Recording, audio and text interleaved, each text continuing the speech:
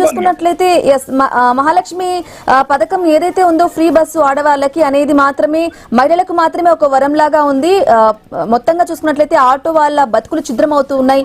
ఆదాయానికి గండి పడ్డమే కాకుండా చాలా సమస్యలు ఫేస్ చేస్తున్నాము. అలాగే ఆత్మహత్యలు కూడా జరుగుతూ ఉన్నాయి. 200 మంది వరకు పైగా ఆత్మహత్యలు చోటు చేసుకున్నాయి ఆటో డ్రైవర్లకు. ప్రభుత్వం ఇంతవరకు కూడా ఎటువంటి స్పందన లేదు, చర్చించే సాధ్యం కూడా చేయట్లేదు అనేది కూడా ప్రధానంగా వినిపిస్తున్న వాదన. ఏమంటారు రామూర్తి గారు? ఆటో డ్రైవర్ల బతుకులో వాస్తవం చెప్పాలంటే ఈ ప్రభుత్వము ఆగమాగం చేసింది. అదే విధంగా అన్నంలో విషం పోసిందని కూడా చెప్పుకోవచ్చు. ఎందుకంటే సాఫీగా సాగే జీవితంలో మహాలక్ష్మి పథకం తీసుకొచ్చి దాని ద్వారా ఆర్టీసీకి మహిళలకు ఏదో లాభం తీసుకొస్తున్నారు చెప్తున్నారు. కానీ అసలు వాస్తవం ఏంటంటే ఆర్టీసీని కంప్లీట్ గా లేవకుండా చేస్తున్నారు. అదే విధంగా దాని అడ్డి కూడా విరిగిపోయింది. ఎందుకంటే ఫ్రీ బస్ సంబంధించిన ప్రతి టికెట్ కి డబ్బులు ఖచ్చితంగా పే చేయాల్సిందే ప్రభుత్వం ఆర్టీసీ. కానీ ఇంతవరకు వాటి విషయంలో ఎంత ఇచ్చిందో అన్న దాని మీద కూడా క్లారిటీ లేదు. ఎందుకంటే దాదాపు 7,000 నుంచి 2,000 కోట్ల నష్టాల్లో ఉన్నదన్నది ఈ ఫ్రీ బస్ తోని అన్నది వాస్తవంగా నాకున్న ప్రాథమిక సమాచారం.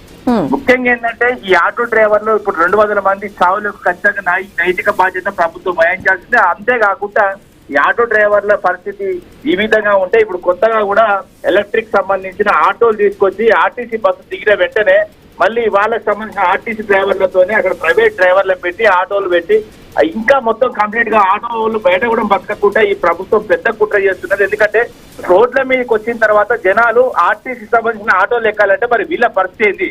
అతను ఇంకోటి ఏంటంటే ఎంత నమ్మి ఓటేస్తే ఎంత ఘోరమైన మోసం చేసినా వాళ్ళ జీవితంలో మట్టిపోయడం కాకుండా వాళ్ళ కుటుంబ లాగం చేస్తున్నా, వాళ్ళ పిల్లలు ఏ విధంగా చదువుకోవాలి, వాళ్ళ రోజుకు సంబంధించిన రోజు ఆ ఆదాయం మీద బతికే జీవితాలు వాళ్ళవి.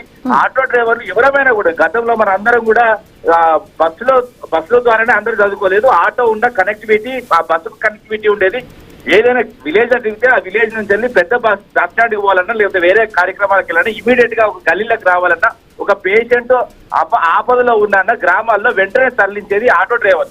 108 కంటే స్పీడ్ గా వచ్చే ఆటో జీవితాలను మన్ను చేస్తున్నారు. అదే విధంగా వాళ్ళ జీవితాలను రోడ్డు పాలు చేస్తున్నారు ఈ ప్రభుత్వం. అయితే రామూర్తి గారు, ప్రధానంగా పెరిగినటువంటి నిత్యావసరాలు కానీ పెట్రోల్ కానీ డీజిల్ కానీ పెరిగినటువంటి రేట్లను బట్టి కూడా వారి ఆదాయానికి చాలా వరకు గండి పడుతుంది. ఇబ్బందులు, కష్టాలు ఇంకా ఎక్కువైపోయాయి, రెట్టింపు అయిపోయాయి.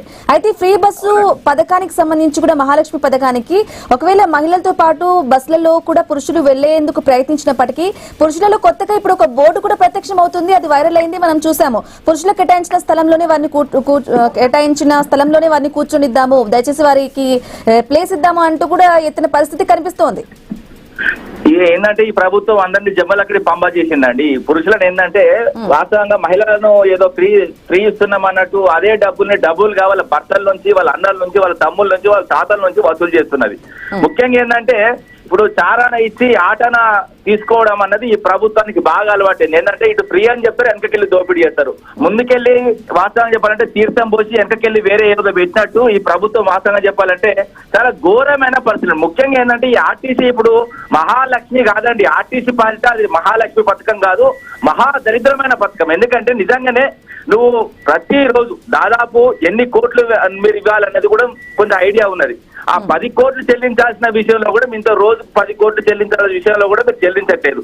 అంటే ఆర్టీసీని కావాలని లాభాల్లో ఉన్న ఆర్టీసీని నష్టాలు నెడుతున్నారు. ముఖ్యంగా ఏంటంటే ఈ కార్గో కూడా ఉండే అండి. ఆర్టీసీ సంబంధించిన కార్గో కూడా రేవంత్ రెడ్డి అన్నదమ్ముల బినామీలకు అప్పచెప్పినట్టు కూడా నాకు ఉన్న సమాచారం. అదే విధంగా ఇప్పుడు ఆర్టీసీ సంబంధించిన విషయాలు ఇంకా కులంకుశంగా ముందుకు పోతే ఏ విధంగా ఉన్నాయంటే ఆర్టీసీ ఆస్తులకు సంబంధించి కూడా ఇప్పుడు వాళ్ళు మొత్తం కంప్లీట్ గా ఈ కన్నుబడ్డదన్న విషయం కూడా నాకు తెలిసింది. అదే విధంగా గతంలో టెండర్ విధానం ద్వారా టెండర్ ద్వారా దక్కిన వాళ్ళు కూడా కొంతమందిని ఇబ్బంది పెట్టే కార్యక్రమాలు కూడా చూసాం. సరే ఈ ప్రభుత్వం వచ్చిన తర్వాత దానికంటే బెటర్ గా చేస్తాం, ఇంకేదో బెటర్ గా చేస్తామన్న పరిస్థితులు. కానీ ఆర్టీసీ విషయంలో మాత్రము దాదాపు ఎందుకంటే 1000 కోట్ల బకాయిలు ప్రభుత్వం నుంచి ఉన్నాయి. ముఖ్యంగా ఈ ఫ్రీ బస్ సంబంధించి ప్రతి టికెట్ కు డబ్బులు ఇవ్వాల్సిందే, కానీ ఆ డబ్బులు ఇవ్వట్లేదు. ఇంకొక చిన్న విషయం ఏంటంటే ఇప్పుడు ఆర్టీసీ రోడ్ల మీద మేము అందరం చూస్తున్నాం.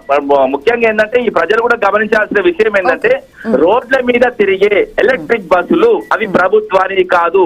ఎందుకంటే అవి ఒలెక్ట్రా అండ్ జై మారుతి అన్న 2 కంపెనీలకు సంబంధించి తెలియజేసినందుకు థ్యాంక్ యూ సో మచ్. అలాగే మనతో పాటు ఈ విషయానికి సంబంధించి మాట్లాడడానికి వారి అభిప్రాయం తెలియజేయడానికి బీజేపీ ఎమ్మెల్యే పైడి రాకేష్ రెడ్డి గారు ఉన్నారు.